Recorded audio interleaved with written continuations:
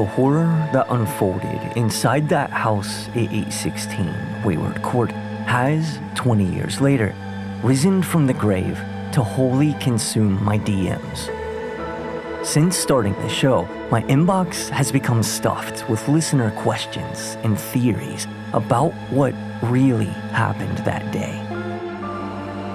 And I've come to realize that the Barker case has affected this project in the same way it affected our lunch table back in the 7th grade. Back then, for every chicken nugget rubbery enough to dribble off our cafeteria tray, we had a boundless theory about the bloodshed that had taken place. Today, those once whispered words like psychotic break and demonic possession have swirled up once again. So I figure the haunts, hollows, and cryptid of Brittlebone lore can take a momentary backseat while we insert a new chapter. In this episode, we'll dabble in the art of true crime as we dig into the day that brought the wayward staircase to a pile of ash.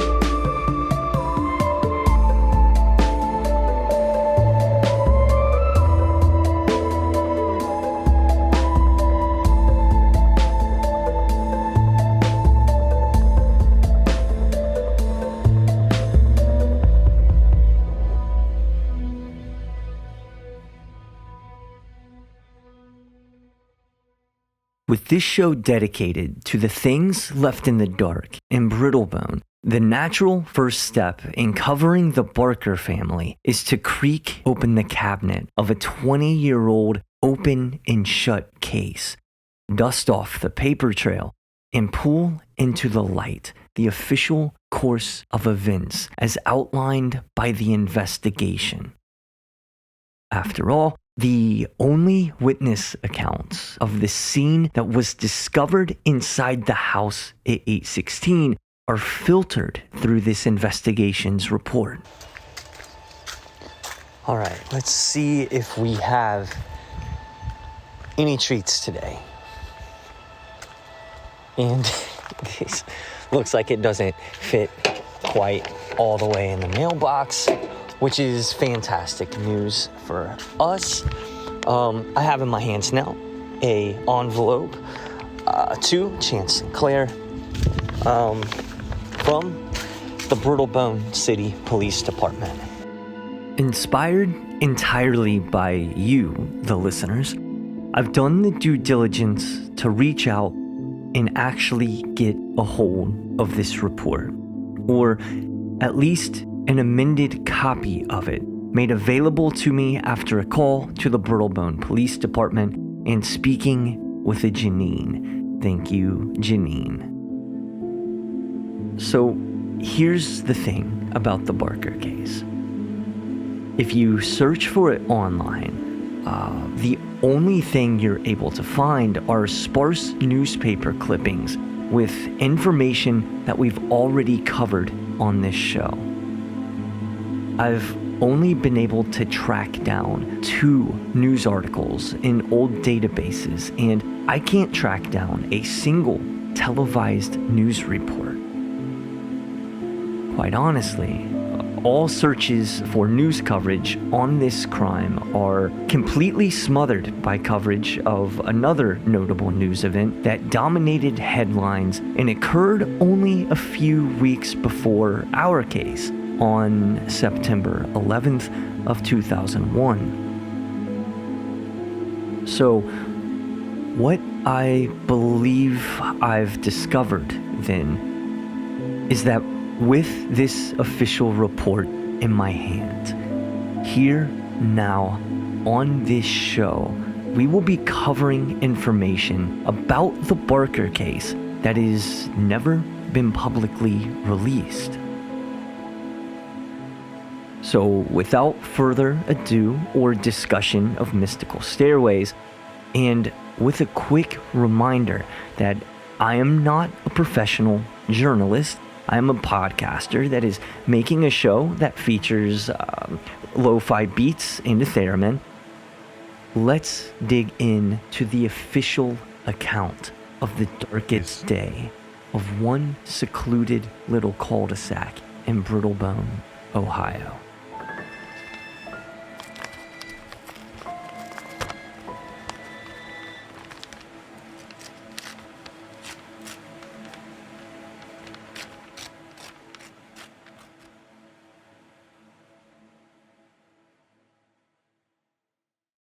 The package I received did not include any crime scene photos. So while I have no new gory visual details to share, there is one photo of the married couple still alive to preface this report. The photo is dated 1996, when the couple still lived in Denver, Colorado. This means the picture was taken 3 years before their move to Ohio and 5 years before their big move to the grave. The photo shows John was a full-bodied man, 44 years old, with a large head and a big face that sat atop broad shoulders like a block of hamburger with a strong jaw. John had been the owner and founder of Constructions based out of Denver, Colorado, and by all appearances, he looked like a man who started a construction company because he had cinder block somewhere in his bloodline. In the picture, he's standing behind his wife, Susan, with one big meat slab of a hand clapped over her shoulder. Susan, seated in a chair, is of a slighter, though not slight build. She's 4 years younger than John and is wearing a very 90s blouse that you can nearly smell the department store perfume on. She worked as John's direct assistant at the construction company. The couple smile in the picture together. John showing off big squares of bleached white powerful teeth. Susan in a closed-mouthed grin. There's a definite hint of sharpness, of intelligence to her eyes, looking out from behind a pair of wire-framed glasses, like a librarian who knows absolutely where every book under her watch is. Both smiles look genuine, but the photo gives off one strong impression. The picture is very professional, like it was meant to be hung on display in an office rather than kept on the mantle at home, where the report notes that the photo was found.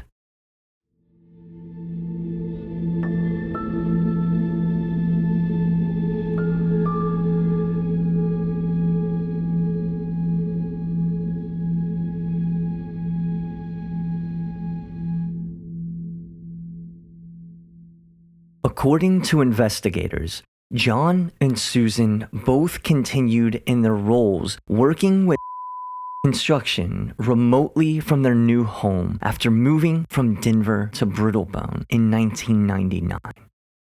In the early afternoon of Wednesday, October 3rd, 2001, John and Susan were both at home in the middle of the workday when it's suspected that an argument broke out between the two. What exactly was the argument about? This has never been determined. According to the report, and this is important to remember, no calls or emails were on record as having come out of their house that day. No big business decisions had been looming, according to those left in charge at construction. It is not confirmed nor believed that the argument was business related. But whatever it was, investigators maintain the argument must have left both John and Susan unhinged levels of angry. So, John, needing to blow off some steam, he goes to the garage, grabs the red plastic can of gas that's kept there for the lawnmower, and heads out into the woods.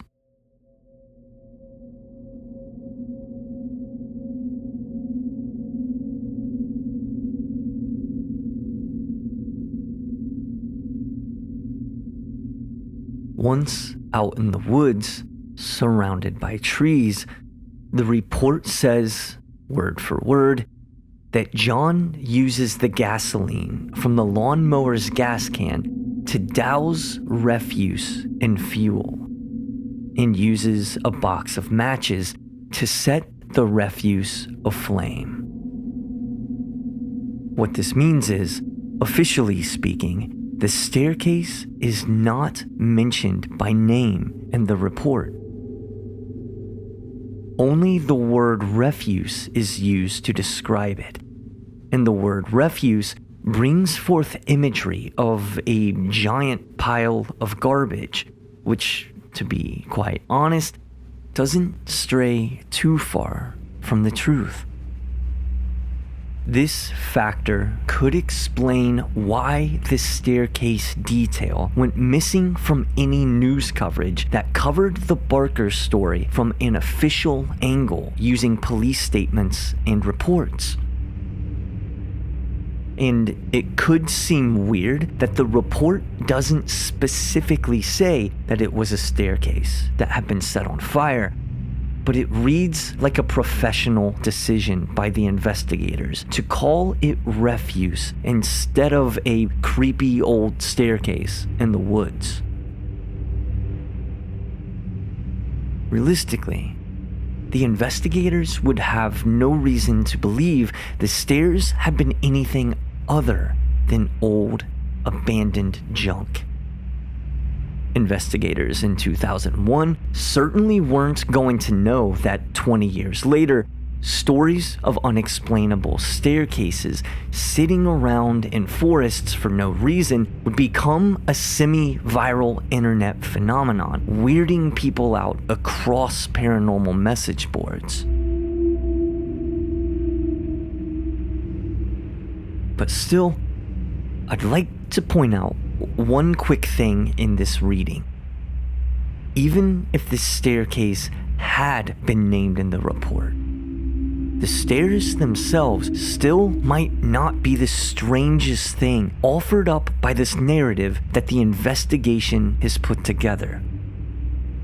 To me, the most out of tune note being played is that the investigators seem to be suggesting that walking out into the woods with a can of gasoline and setting junk on fire is a perfectly plausible kind of temper tantrum for a full-grown man to be having. A man with zero criminal record prior to this day, and absolutely nothing indicating that this guy had a pyromaniacal streak running through him that could explain this abrupt thirst for setting things on fire. John's arson is handed to us as a very unique, indirect expression of anger and rage, which ultimately, in my mind, it's flimsy, right?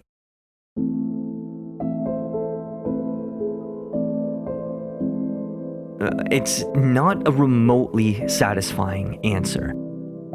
Yet it is hard to fault investigators for the conclusion, because even though at best I'm a hobbyist podcaster, it seems nearly impossible to find any logical reason why anyone might have set those stairs on fire, considering the circumstances.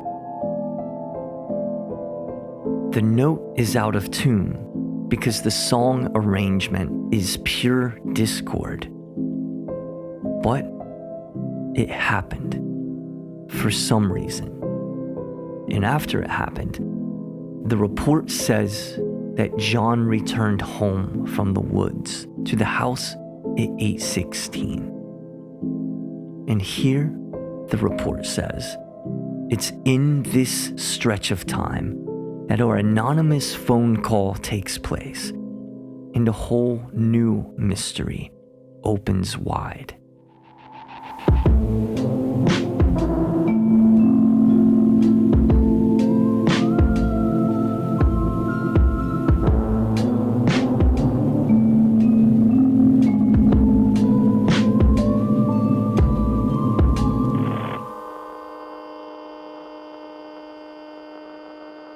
Unfortunately, the best we'd be able to do for you here is a dramatization of the call that afternoon, because sadly, audio of the dispatch recording apparently no longer exists.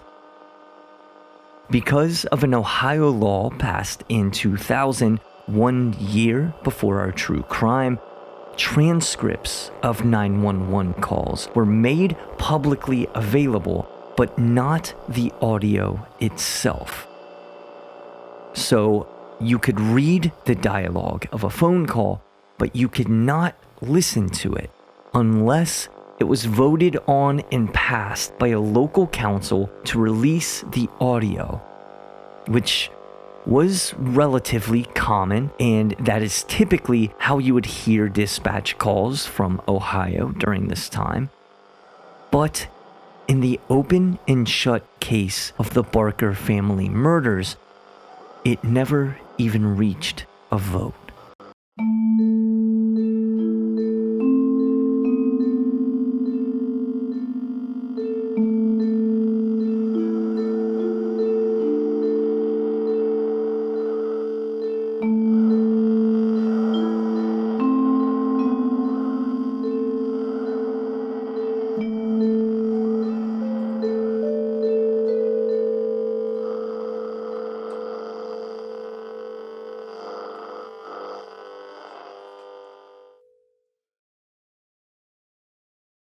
One of two things has to happen in the window of time between the fire being set in the forest and the trigger being pulled in the house. Either John dials 911, giving his home address, or some other man, judging by the sound of the caller's voice, was in the area, saw the smoke, and gave the nearest address to guide the responders to the scene. It just so happens there are complications with both of these options.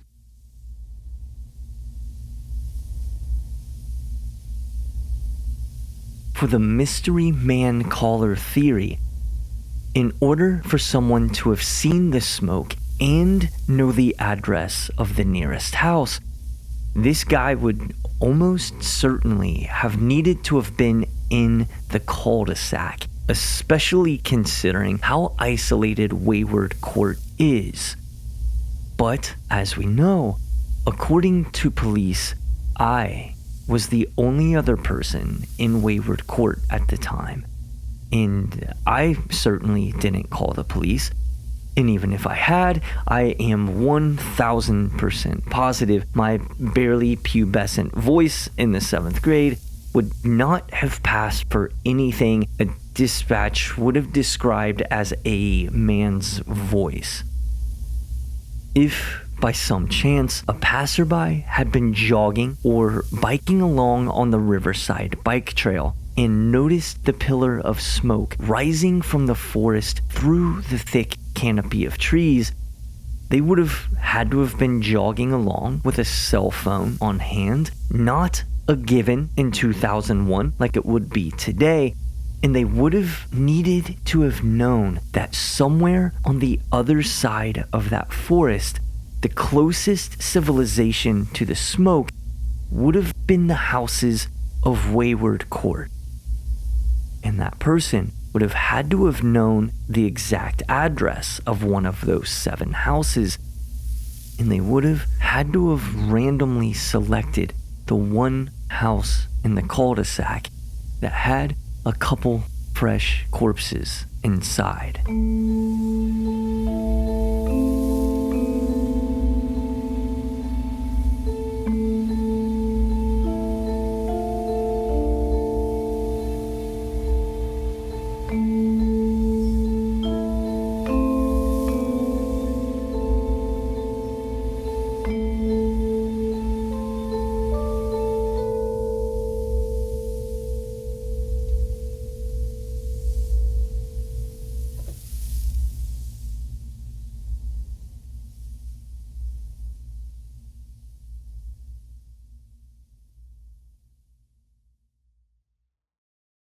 Ultimately, the biggest factor at play in the anonymous phone tip mystery is that the investigation turned up 0 people who had come forward to claim they'd made the call, which, of course, would make perfect sense if the caller was dead.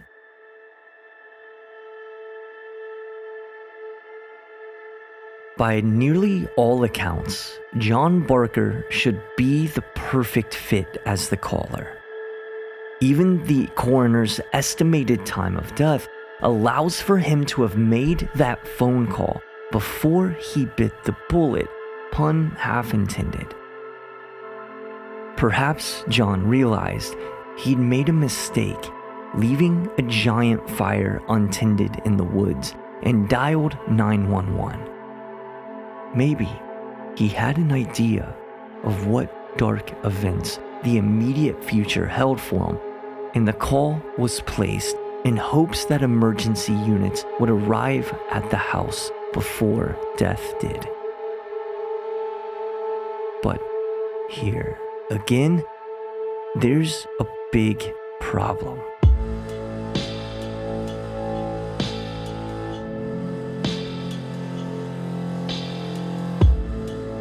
As noted earlier, according to call logs, no phone calls came out of the Barker house on October 3rd.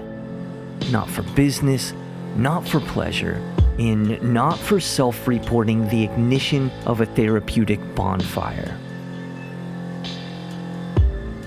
No phone records related to John in any way show evidence of having made that call. Not the landlines at 816, not either one of John nor Susan's giant 2001-sized cell phones, meaning there's simply 0 actual evidence that John made that call. I tried to find something in the report on if the call was traced, or if tracing a call was even possible in Brittlebone in 2001, as pretty much all my knowledge on tracing calls is entirely based on movies. But there's nothing in the report that even mentions call tracing. No notable effort to trace the call, no releasing the dispatch audio. In the context of this podcast project, these decisions could be considered negligent at best, extremely suspicious at worst. But the reasoning here is simple. Spending the investigation's time and resources to track down the caller on the phone wouldn't have made their case any more clear. So it was ultimately deemed unnecessary.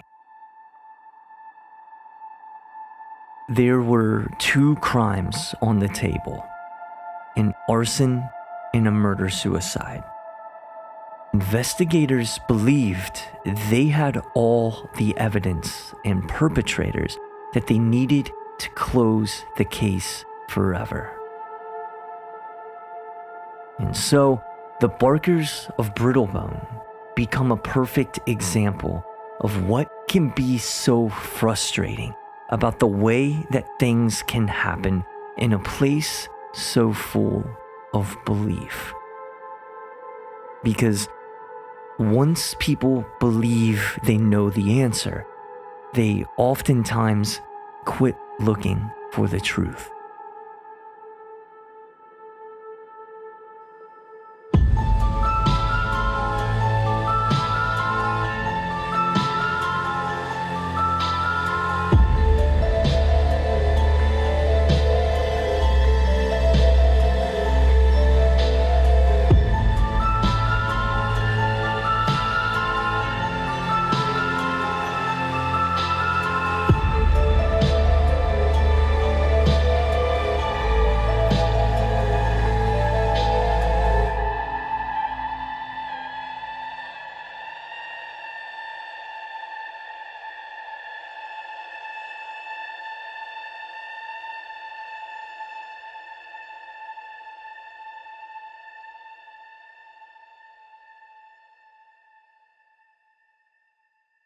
Here is how the report lays out the rest of the events of that afternoon.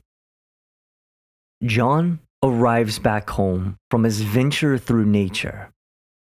He enters the house at 8:16 through the back door and sets the emptied gas can he's been carrying on the dining room table. He's got gas on him from where it's splashed on his shoes, his pant legs, his hands.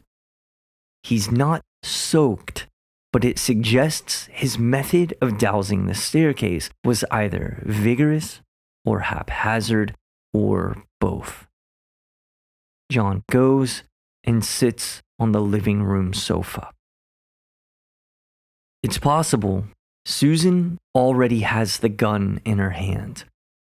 It's possible that her mind had been made up after the argument while he was gone. It's possible she goes and gets the gun when she sees John sit down, all covered in gasoline, on the couch. Maybe she was in love with that couch and couldn't stand to see it stained. Maybe she was in love with that staircase and knew her husband had just fixed it up into a nice show of smoke and flame. Simply put, we don't know. There are no witnesses. All we know is that if he had his eyes open, he definitely saw the gun because she raised it directly in front of his face, mere inches away from pressing it against his forehead.